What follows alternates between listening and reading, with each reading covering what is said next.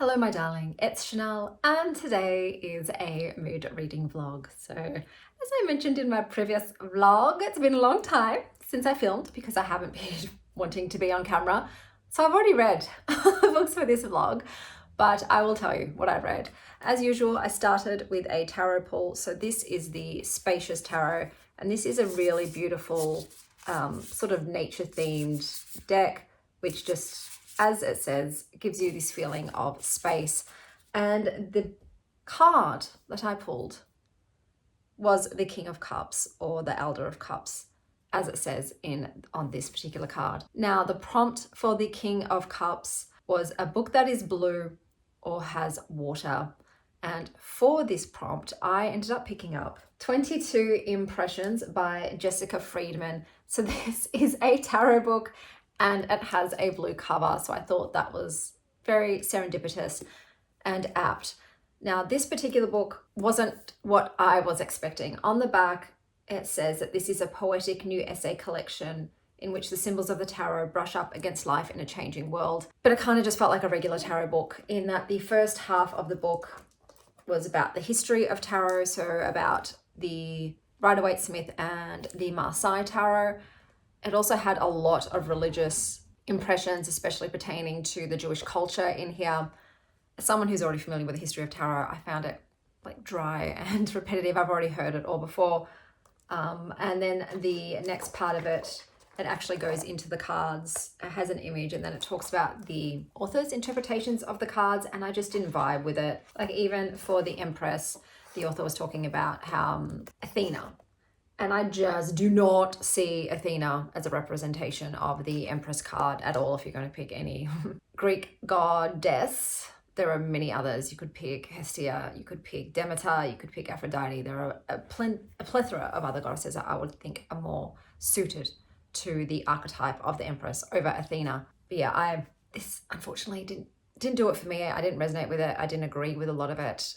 The writing also wasn't very interesting to me. It wasn't done in a fun way. Like I said, it felt very dry and textbook-like, even their personal opinions.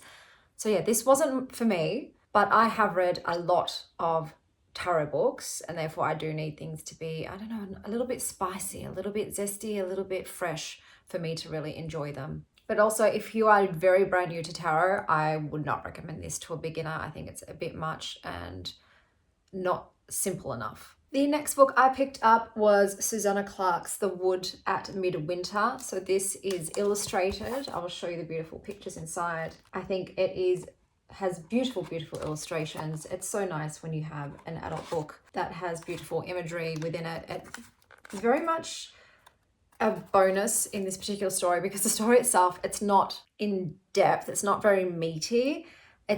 It's about a girl named Maraudus Scott, and she decides to move to the woods and become a mama bear, basically.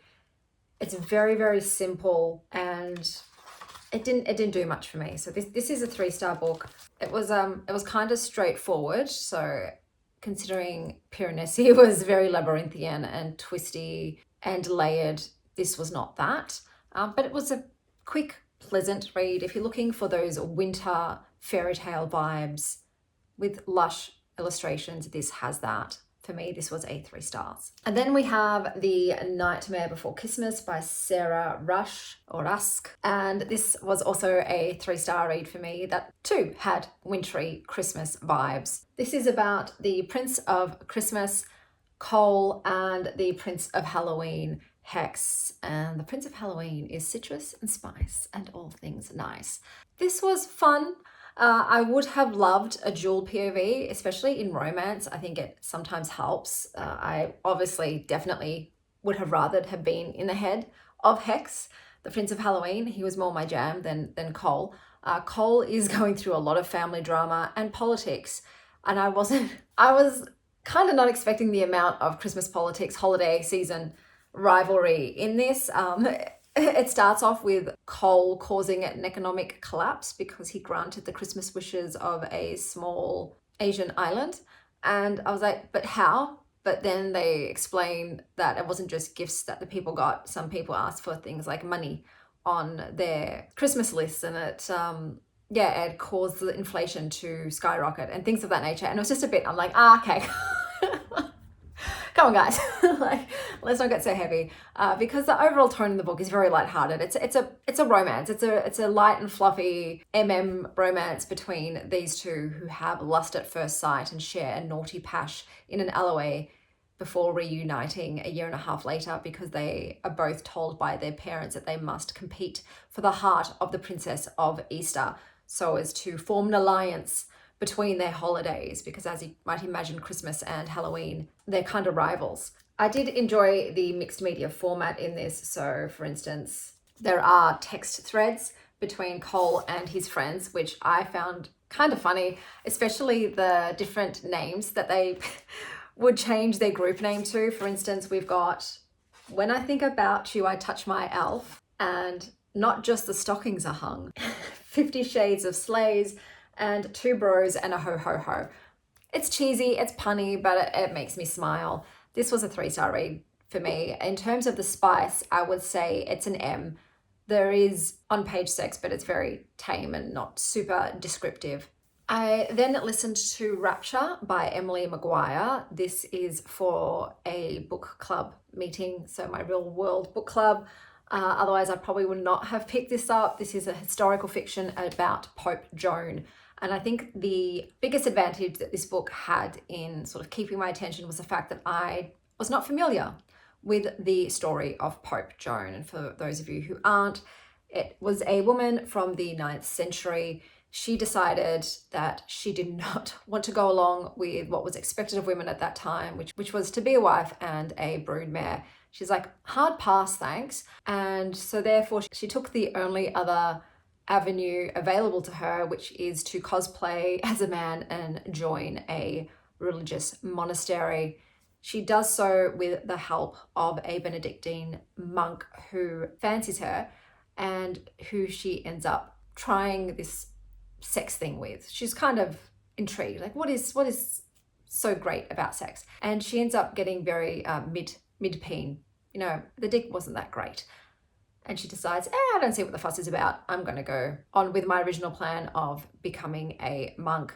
And through her journey to becoming, at one point, an aesthete monk, which is like the hardest core monks that you can get, they shun as much of the mortal pleasures as they can. So she's constantly fighting against her femininity and bodily desires to devote herself to her faith. She just subsists on water and bread and throws herself into religious academia so that she can climb that Catholic ladder. She ends up becoming a pope and lives obviously in fear of discovery, but at the same time, those carnal pleasures can only be resisted for so long. I ended up giving this a 3 stars. I think the fact that I listened to an audio did help because I could just put it on in the background. The narrator did a great job. It's a lot of religious stuff. It is very, very slow paced, and it's a very simple story. The author, after reading the book, I naturally went and looked up the story of Pope Joan, and it was a lot more brutal than this author's story. This author also didn't tell you the complete tale. She left at a certain pivotal point. So I did want to know what happened with this development that occurs at the end. And yeah, it wasn't pretty.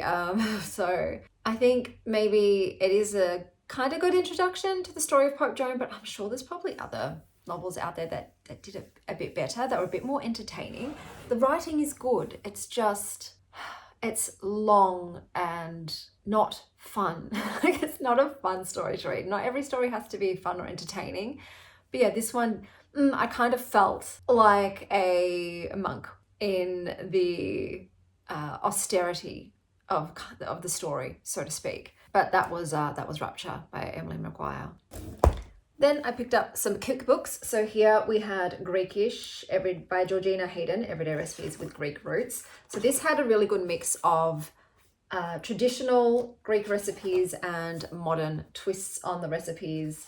I'm interested to try some of these. I'm going to get my kids to go through and let me know what they would like me to make for them. There are a lot of vegetarian recipes in this, so if it's not super heavy meat based, there's pictures for everything, which I think is fantastic. It's very easy to see the way the recipes are structured.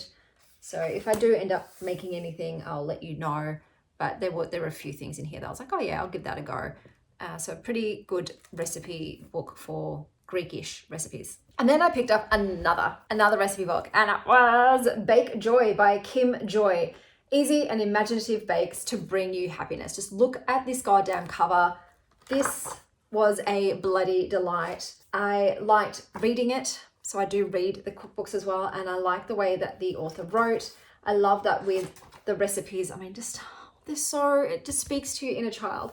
There's a joy factor bit down here, for instance, with this no-bake cheesecake lagoon. Jelly sweet sharks and little creatures in peach rings. There is so much delight to be had with this recipe. A reminder to listen to yourself and rest when you need to, but also to keep playing.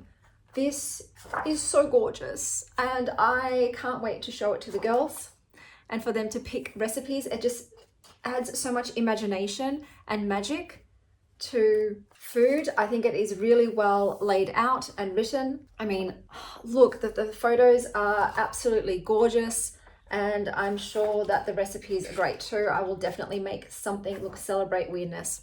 Like I said, I loved reading this particular book. And look, a lot of the recipes are just recipes with, little figurines put on top, but it's still so bloody adorable.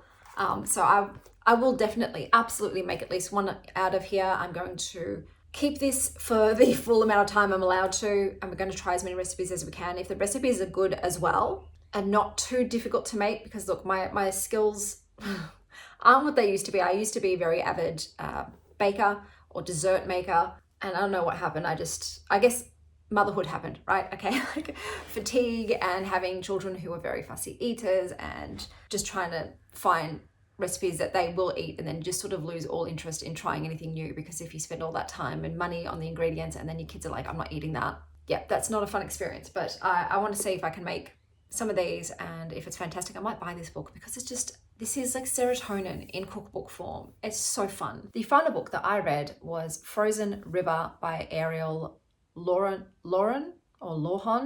and I'll start with a quote before I tell you about the book. Like all mothers, I have long since mastered the art of nursing joy at one breast and grief at the other. This, from the plot, sounds like it's going to be a murder mystery, but really it's a shrine to motherfucking mad cunt Martha Ballard. She is a midwife, and I dare you to find a more badass character doing what she did in the time period she did it in. So this is based on a real person, and she kept meticulous diary entries, and it was incredibly helpful for historians to know what the life was like for a woman in her time.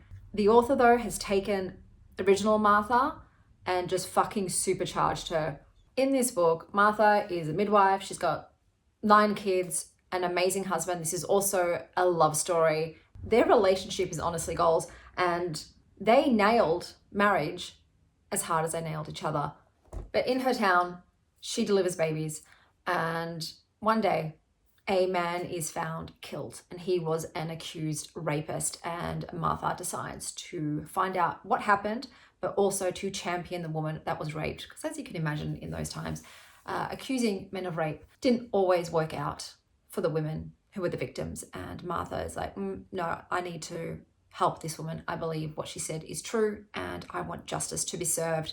And so she uses her diary entries to sort of piece everything together, but she's also incredibly intelligent. She's determined, she's fierce, she's loyal, she's loving, and you don't want to fuck with her. So there is the mystery element going on, trying to figure it all out. But this was, for me, a character-focused book. I absolutely loved Martha. Her and her husband were also fans of The Bard, so there was a lot of William Shakespeare strewn throughout.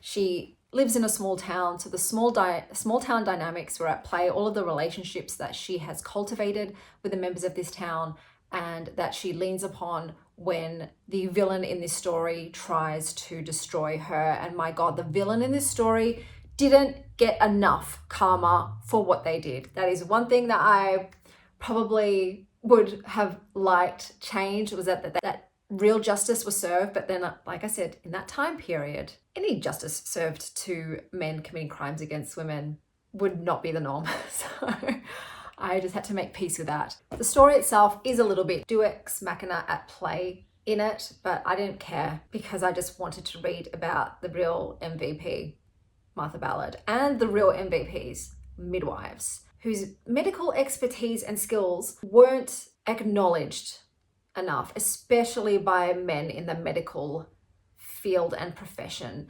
It was just a really good fucking book, and it surprised me. I was honestly surprised. I know that this was nominated for the Goodreads Choice Awards, and that's what led me to pick it up, because I don't normally go for historical fiction, but because the main character was a midwife and I am obsessed with midwives, I thought, let's give it a go. And my God, I'm glad I did. This was a 5-star read to me. I fucking loved it.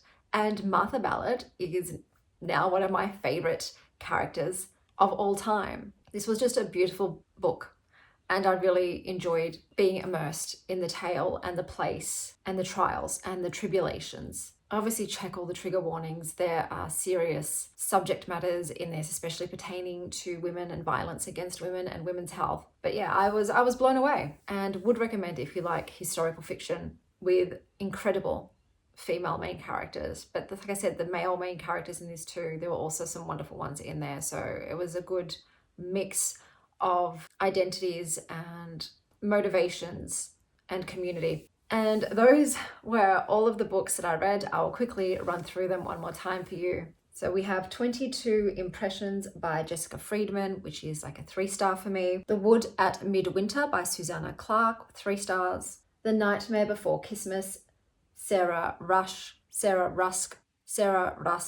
at 3 stars.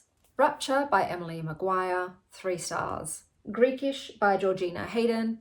Bake Joy by Kim Joy. Once again, I can't really rate cookbooks because I have to cook most of the recipes in there to really rate them, but this was just fun to even look at alone, and hopefully it'll be fun to cook from too. And then my favorite read of this reading vlog, Frozen River by Ariel Lohan, which was a 5 stars.